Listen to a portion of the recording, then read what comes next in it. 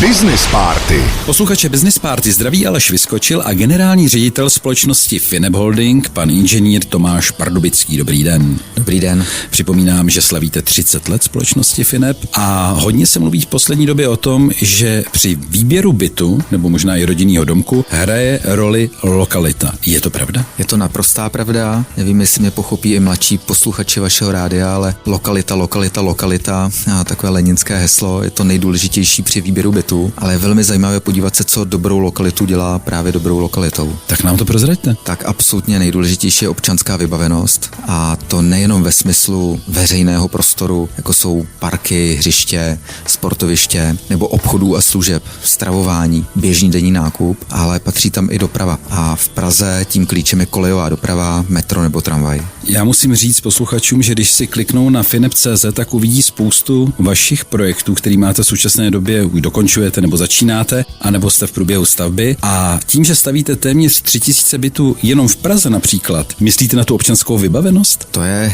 jeden z našich klíčových parametrů výstavby. My už 20 let tvrdíme, že nestavíme byty, ale bydlení. Takovým typickým příkladem třeba v současnosti je projekt Nový Opatov, kde stavíme mix bytů, kanceláří, obchodů a služeb. A právě Nový Opatov by měl nahradit 60-70 let chybějící centrum Prahy 11 díky tomu, že tam postavíme velmi silnou občanskou vybavenost. Na tom Novém Opatově budete mít družstevní vlastnictví, osobní vlastnictví, nájemní bydlení, dokonce i nějaký kanceláře. Co si o toho slibujete? Já jsem přesvědčený, že pro kvalitní lokalitu je důležitá diverzita. A to z pohledu, aby se tam pohybovali lidé ráno, přes den i večer, to znamená mix bydlení a kanceláří. A zároveň, aby to byla přirozená společnost, kde se potkávají mladí lidé, starší lidé, seniori, a toho docílíme právě různými vlastnickými formami. Když připomenu ty další projekty, tak je tam některý z nich, který je vám blízký vašemu srdci? Já mám všechny projekty naše blízké srdci, ale ty, co mě zasáhly nejvíce, tak je právě Nový Opatov, protože